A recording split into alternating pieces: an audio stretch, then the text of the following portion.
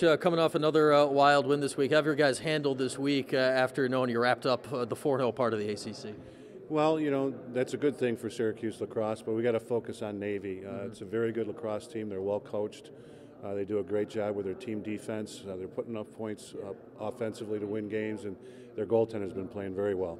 How important is this game in the context of what you wanted to do this season with upping the strength of schedule and having another test right now? Yeah, it's as it turns out, they're playing very well. They're fighting to be number one in their conference or at least tie with it.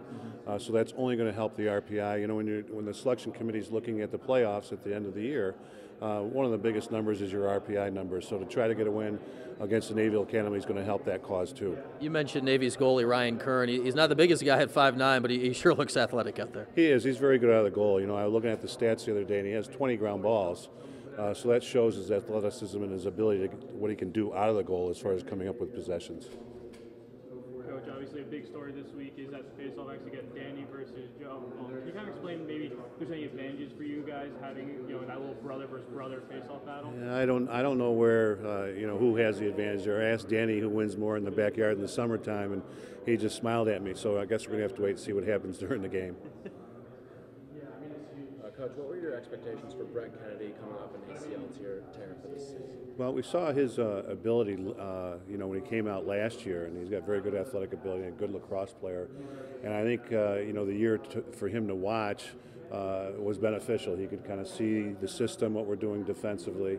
And he's a very aggressive defender, but what he's done so well is he's adjusted it, and he's not making aggressive mistakes. He's doing his checks and running with the ball and coming up with ground balls at the right time in the right place. So he's playing very well for a redshirt freshman. The interesting thing about both Joe and Danny is they replaced all-time great face-off men at their schools.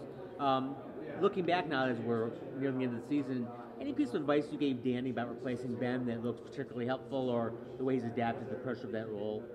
I think he's done better every week. He's a pretty cool customer, and he doesn't show a lot of emotion on the field or at practice. He knows he's got a job to do, and I think with all the starts that he's got this year, and we've stayed with him for the most part. I think he's just gotten better and better, and his wing play. We think we've got it figured out there with Dearth coming up on the wing quite a bit now, and Kennedy on the wing with Fusco.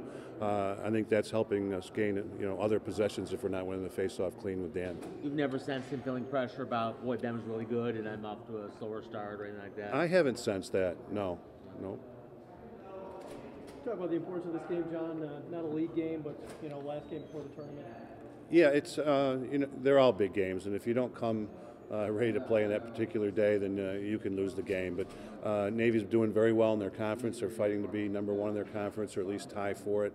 And their RPI is good. And what we just talked about was you want to play teams with a good RPI because it only helps your RPI at the end of the year when being considered for the NCAAs.